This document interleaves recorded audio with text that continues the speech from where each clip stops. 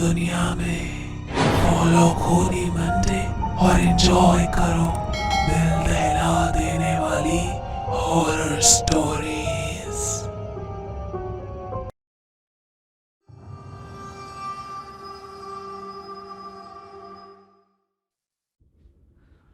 आप लोगों को बचपन के वो दिन याद हैं जब कोई छोटा सा खिलौना या कोई छोटी सी डॉल हमारे बेस्ट फ्रेंड बन जाते थे।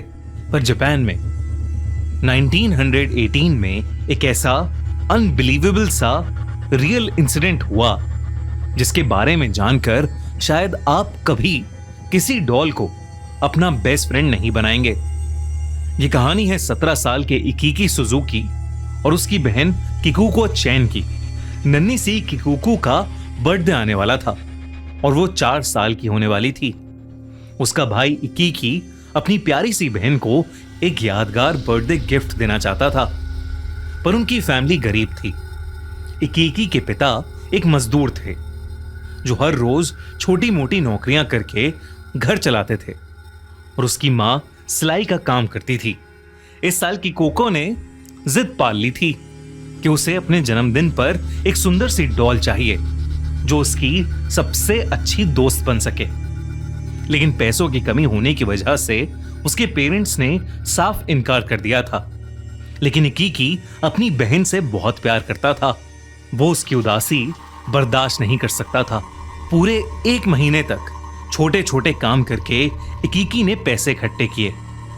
वो बाजार में अपनी बहन के लिए एक सुंदर सी डॉल ढूंढ रहा था कि तभी एक शॉप की विंडो पर उसकी नजर एक ट्रेडिशनल जापानीज डॉल पर पड़ी।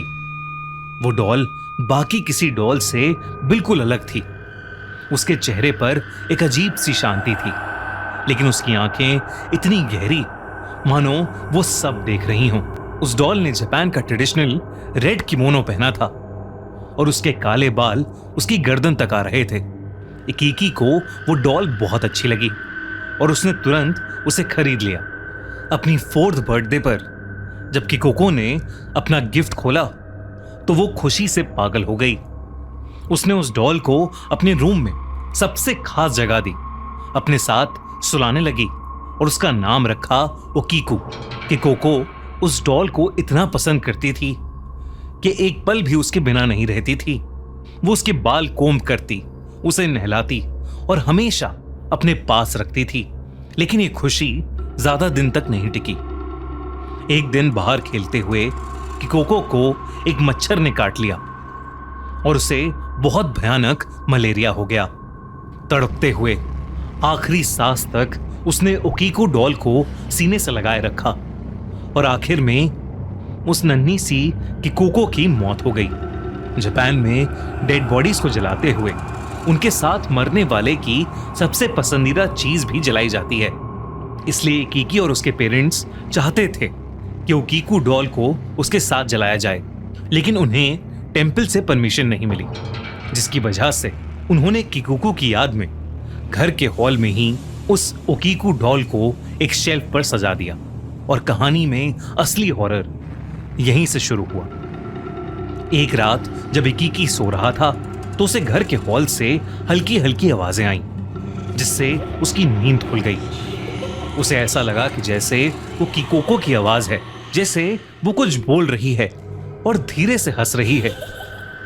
इकीकी हॉल में गया पर वहां कोई नहीं था। उस रात के बाद ऐसा अक्सर होने लगा। इकीकी के पेरेंट्स को भी वो आवाजें आने लगी। एक दिन इकीकी काम करके अपने घर वापस आया तो उसने अपने रूम में देखा कि किकोको की सारी ड्राइंग्स बिखरी पड़ी हैं और ओकीको डॉल उन ड्राइंग्स के पास ही पड़ी है। किकोको के पेरेंट्स घर पर नहीं थे और खिड़कियां भी बंद थीं, इसलिए इकीकी को समझ ही नहीं आया कि ये कैसे हो गया। पर उस दिन ओकीको डॉल को वापस शेल्फ पर रखते वक्त इकीकी ने एक अजीब सी बात नोटिस की। उस डॉल के बाल जो उसकी गर्दन तक आते थे अब लंबे होकर उसके कंधे तक आ रहे थे। बल्कि पहले उस डॉल के बाल काले थे, पर अब उनमें ह्यूमन हेयर की तरह ब्राउन शेड आ रहा था और वो एंड से स्प्लिट भी हो रहे थे। इकीकी ने जब ये बात अपने पेरेंट्स को बताई तो उन्हें लगा कि ये इकीकी का वहम है और इकीकी की मां ने उस डॉल के बाल काटकर वापस उसकी गर्दन तक कर दिए। जो कि शायद उनकी सबसे बड़ी गलती थी। बाल काटते ही सुजुकी फैमिली की जिंदगी नरक बन गई। उस रात जब इकिकी की मां सो रही थी तो उन्हें एक सपना आया कि कुकू उनके पास आकर रो रही थी क्योंकि उन्होंने उसकी डॉल के बाल काट दिए थे। और फिर अचानक ही कि कुकू का रोना गुस्से में बदल गया और उसका चेहरा उस ओकीकू डॉल में। एकदम से उनकी नींद खुल गई। वो आंखें खोलते ही चिल्ला उठी क्योंकि ओकीकू डॉल वहीं थी, उनके सीने पर बैठी हुई। उनकी चीख से घर के सब लोग भाग कर आए। जब इकिकी की मां ने अपने सपने के बारे में बताया तो इकिकी और उसके पापा दोनों हैरान थे। पर इकिकी ने देखा कि ओकीकू डॉल तो बाहर शेल्फ पर ही रखी है, तो ये कैसे हो सकता था। धीरे धीरे सभी फैमिली मेंबर्स को बुरे सपने आने लगे। कई बार तो तीनों सोते ही नहीं थे। सभी भयानक सपनों में एक चीज कॉमन होती, ओकीकू डॉल का उन्हें डराना और मारने की कोशिश करना। कुछ दिन गुजरे और ओकीकू डॉल के बाल और बढ़ने लगे और वो अब कंधों से भी नीचे आ गए थे। एक शाम इकिकी हॉल में बैठा काम कर रहा था तो उसने देखा कि शेल्फ पर रखी ओकीकू डॉल की गर्दन उसकी तरफ मुड़ी है। और फिर उसने देखा कि ओकीकू डॉल ने अपनी पलक झपकाई। अब घर में पैरानॉर्मल एक्टिविटीज बहुत ज्यादा होने लगी थीं। फैमिली मेंबर्स को दिन भर अजीब अजीब सी आवाजें आना, एक छोटी लड़की की परछाई दिखना, ये सब बहुत आम हो गया था। अब फैमिली के तीनों लोगों को उस डॉल से बेहद डर लगने लगा था। एक दिन उन्होंने डिसाइड किया कि वो उस डॉल को कहीं फेंक आएंगे। इकिकी के पापा ने पास के मैदान में जाकर उस डॉल को गाड़ दिया। लेकिन फिर उस रात कुछ ऐसा हुआ जिससे उन सब का दिल दहल गया। उस रात तीनों एक ही कमरे में सो रहे थे। तभी उनकी नींद किसी के जोर से दरवाजा पीटने की आवाज से खुली। ऐसा लग रहा था कि कोई अंदर आना चाहता है, जैसे वो कोई किकुकू हो जो दरवाजे के बाहर दर्द में चीख रही है और उन्हें अपने पास बुला रही है। धीरे धीरे वो दरवाजा पीटने की आवाज इतनी तेज हो गई कि पूरा घर हिलने लगा, जैसे कोई अर्थक्वेक आया हो। और फिर कुछ देर बाद सब कुछ शांत हो गया। इकिकी के पापा ने बड़ी हिम्मत करके दरवाजा खोला तो उन्होंने देखा कि ओकीकू डॉल खुद चलकर उनके सामने आकर खड़ी हो गई है। वो चीखना चाहते थे पर उनके मुंह से कोई आवाज ही नहीं निकल रही थी।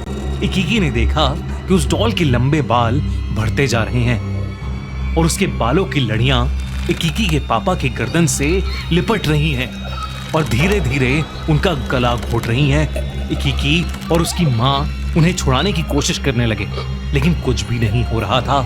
उसके पापा दर्द के मारे घुटने पर आ गए थे। उनकी सांसें जैसे खत्म ही होने वाली थीं। तभी इकिकी ने उस डॉल के सामने किकुको का नाम जोर से पुकारा और फिर अचानक ही वो डॉल एकदम से बेजान हो गई। उसके बालों की पकड़ छूट गई और इकिकी के पापा की सांस में सांस आई। उसके बाद से जब भी वो ओकीकू डॉल को फेंकने की क्या उससे छुटकारा पाने की कोशिश करते, वो वापस आ जाती। ये हॉरर 1-2 साल नहीं, उनकी फैमिली ने पूरे 20 साल तक सहा। जब भी हर साल किकुको की बर्थडे पास आती, पैरानॉर्मल एक्टिविटीज और ज्यादा बढ़ जाती। उन्होंने कई पंडित, कई मॉन्क्स को बुलाया, लेकिन जब भी कोई कोशिश करता, घर की हालत और ज्यादा खराब हो जाती थी। आखिर में हार के 20 साल बाद उन्होंने घर छोड़ने का प्लान किया और उस डॉल को जापान के मनांजी बुद्धिस्ट टेम्पल में सौंप दिया। टेम्पल के मॉन्क्स ने भी पूरी कहानी सुनने के बाद उस डॉल को क्लेंस करने की बहुत कोशिश की, पर उस कर्स डॉल पर किसी चीज का असर नहीं हुआ। करीब 100 साल बीत चुके हैं, लेकिन वो डॉल आज भी उसी टेम्पल में प्रॉपर्ली पैक करके रखी गई है। टूरिस्ट्स जापान में उस टेम्पल में जाकर आज भी ओकीकू डॉल को देख सकते हैं, लेकिन उसकी फोटोज लेना बिल्कुल भी अलाउड नहीं है।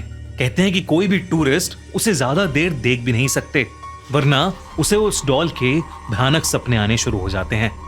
उसके बाल आज भी ह्यूमन हेयर की तरह ग्रो करते हैं और उस टेम्पल के monks time to time Okiku doll के बाल काटते भी हैं।